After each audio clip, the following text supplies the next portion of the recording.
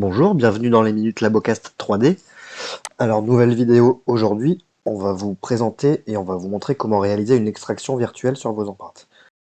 Par exemple, pour une planification implantaire, le patient a encore ses dents, vous voulez faire la planif en retirant les dents. Donc ici, on va cliquer sur le petit ciseau pour supprimer les dents. Voilà, et donc là, on est invité à sélectionner l'arcade sur laquelle on veut travailler.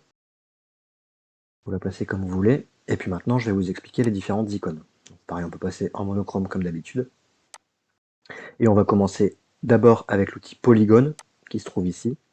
Alors c'est un outil qui permet de sélectionner en forme libre si on laisse le clic de la souris gauche enfoncé ou en faisant des clics avec la souris une zone. Alors cet outil Polygone supprime en premier plan et en arrière-plan. Alors que le pinceau qu'on utilise ici ne va sélectionner que ce qui est en premier plan. Vous voyez, l'arrière n'a pas été sélectionné. Et si on veut le supprimer également, il faut venir le sélectionner par derrière. Une fois que la sélection est faite, on clique sur la petite poubelle.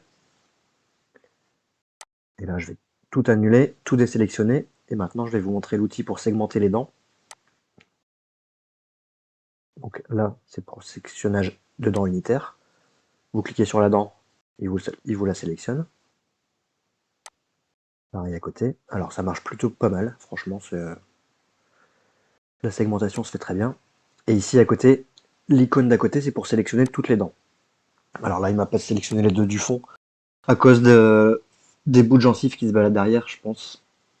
Mais du coup, c'est pas grave. Je suis repassé en sélection manuelle, je les ai sélectionnés, et on a pu faire notre extraction.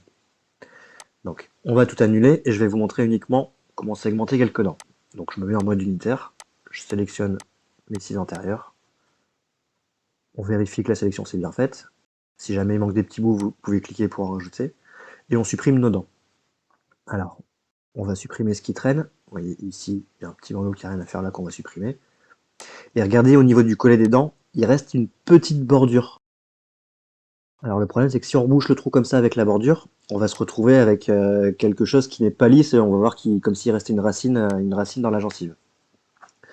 Donc pour ce faire, si on veut un rebouchage optimal, je vais venir retirer cette petite bordure qui me reste. Et en zoomant, on la voit légèrement.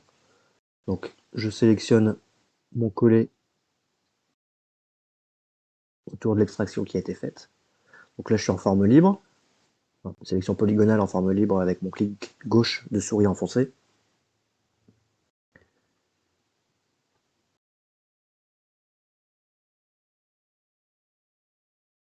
Voilà. Alors, il manque des petits bouts. Je prends l'outil pinceau pour compléter et faire quelque chose de propre. Donc clic gauche enfoncé. Et une fois que votre sélection est bonne, on va pouvoir supprimer cette partie. Et comme ça, vous allez vous rendre compte de la différence entre les parties où on a supprimé le reste de la dent au collet et les autres où on l'a gardé. Donc notre extraction virtuelle est réalisée. On sauvegarde l'empreinte. Il va être mise à jour dans le dossier patient. Voilà. Et puis maintenant, on va reboucher l'empreinte en cliquant sur l'icône pour boucher les trous. Pareil, on sélectionne l'arcade sur laquelle on veut travailler. Et on va lui demander de boucher les trous. Alors là, la sélection est au minimum. Je pense qu'il y a des trous qui vont rester.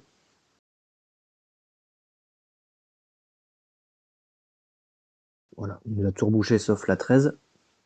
Donc c'est pas grave. On va augmenter un petit peu le diamètre de rebouchage des trous.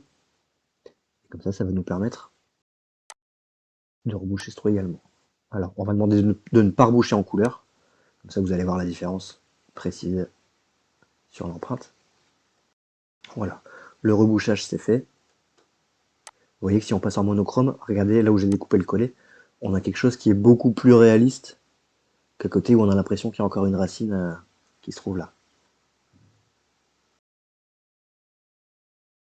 Donc une fois que le rebouchage est fait et que ça vous convient, on va pouvoir cliquer sur le bouton sauvegarder et on va récupérer cette nouvelle empreinte dans le dossier patient mis à jour où notre extraction virtuelle a été réalisée correctement. Et puis maintenant, vous n'avez plus qu'à intégrer ça dans vos logiciels de planification implantaire ou envoyer au labo et ils pourront faire le guide comme si les dents n'étaient plus là. J'espère que cette vidéo vous a plu et à bientôt pour de nouvelles.